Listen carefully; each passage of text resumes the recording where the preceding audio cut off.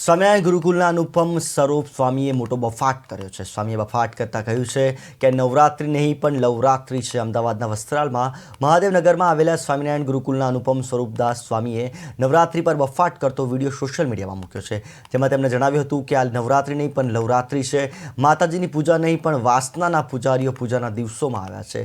આ નવ દિવસનો નાઇટ ફેશન શો ચાલી રહ્યો છે. સાચા અર્થમાં ગરબા 12 વાગ્યા સુધી જ ગવાતા હોય છે, બાકી ફક્ત મનોરંજન જ થતું હોવાનું સ્વામીએ જણાવ્યું હતું.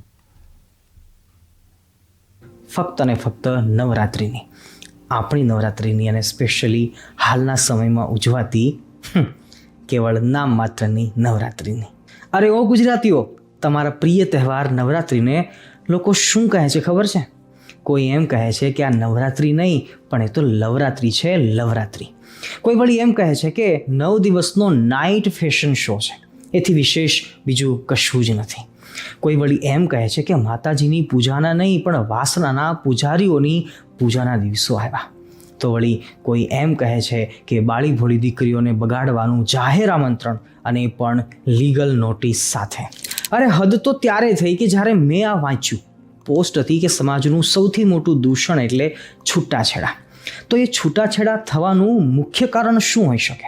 તો જવાબમાં કોઈકે લખ્યું કે ડિસરિસ્પેક્ટ, કોઈકે વળી લખ્યું કે બેડ બિહેવિયર, કોઈકે વળી એમ લખ્યું કે ઓછી વાતચીત થતી હશે, કોઈકે વળી એવું લખ્યું કે એ પૈસાનો અભાવ, તો વળી કોઈકે એમ લખ્યું કે વધતી જતી જરૂરિયાતો. પરંતુ એમાં કોઈકે લખ્યું કે નવરાત્રિના કારણે પણ છૂટાછેડા થાય છે. હાલના સમયમાં ઉજવાતી કેવળ નામ માત્રની નવરાત્રિની.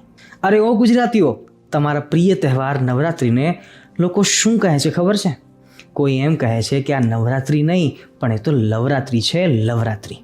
કોઈ વળી એમ કહે છે કે 9 દિવસનો નાઇટ ફેશન શો છે, એથી વિશેષ બીજું કશું જ નથી. કોઈ વળી એમ કહે છે કે માતાજીની પૂજાના નહીં પણ વાસનાના પૂજારીઓની પૂજાના દિવસો આવ્યા. તો વળી કોઈ એમ કહે છે કે બાળી ભોળી દીકરીઓને બગાડવાનું જાહેર આમંત્રણ, અને પણ લીગલ નોટિસ સાથે. અરે હદ તો ત્યારે થઈ કે જ્યારે મેં આ વાંચ્યું. પોસ્ટ હતી કે સમાજનું સૌથી મોટું દૂષણ એટલે છૂટાછેડા. તો એ છૂટાછેડા થવાનું મુખ્ય કારણ શું હોઈ શકે? તો જવાબમાં કોઈકે લખ્યું કે ડિસરિસ્પેક્ટ, કોઈકે વળી લખ્યું કે બેડ બિહેવિયર, કોઈકે વળી એમ લખ્યું કે ઓછી વાતચીત થતી હશે, કોઈકે વળી એવું લખ્યું કે એ પૈસાનો અભાવ, તો વળી કોઈકે એમ લખ્યું કે વધતી જતી જરૂરિયાતો. પરંતુ એમાં કોઈકે લખ્યું કે નવરાત્રિના કારણે પણ છૂટાછેડા થાય છે. માતાની આરાધના કરવાના દિવસો છે, ત્યારે દીકરીઓને જેમના દિમાગમાં જ ખોટા કૃત્યો ભરેલા છે તેવા ઘનશ્યામ પાંડેના વંશજો કાયમ માટે દેવી દેવતાઓનું અપમાન કરવાનું, દીકરીઓનું અપમાન કરવા માટે આદતી છે.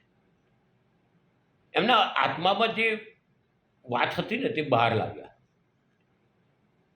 કારણ કે એમની જે પ્રવૃત્તિઓ છે તે દુનિયા જાણે છે, મારે કંઈ કહેવાની જરૂર નથી. ને આ પ્રવૃત્તિના બધા છે. બાકી આપણા સનાતનની વાત કરું તો તેમાં કીધું છે, કુમારી ચ કન્યા ચ યુવતી હતી અપ્રૌઢા ચ પુત્ર માતા બલપ્રદા મહોદરી મુક્તકેશી ગૌરરૂપા મહાબલા અગ્નિ જ્વાલા રૌદ્રમુખી કાળરાત્રિ તપસ્વીની. જગતની દરેક સ્ત્રી માતા છે ને આ નવરાત્રમાં તેનું પૂજન થતું હોય છે. કુંવારિકાઓ જ્યારે આશ્રમમાં કે કોઈની ઘેર થતી હોય, તેનું પૂજન થતું હોય, ત્યારે આ રીતનું કૃત્ય ક્યાંય સાખી લેવા યોગ્ય નથી. અને આ વાસનાયુક્ત નજરો ધરાવનાર, વાસના કરનાર, સતત કુકર્મ કરવા ટેવાયેલા લોકો શું ધર્મની તોહીન કરે છે. આ સ્વામિનારાયણ સંતે જે ઘણા સમયથી સ્વામિનારાયણ સંતો બફાટ કરી રહ્યા છે અને હિન્દુ દેવી દેવતાને ઉપર ઘોર અપમાન કરી રહ્યા છે સાહેબ.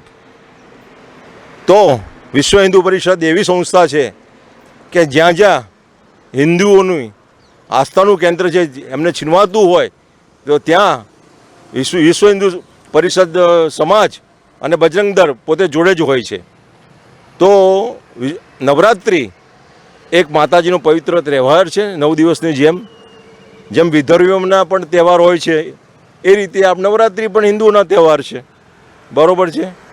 અને આ જે તમે આપ કહો છો એ પ્રમાણે આ પગલું ભર્યું છે બે બળાત્કાર કેસમાં પકડાયા છે.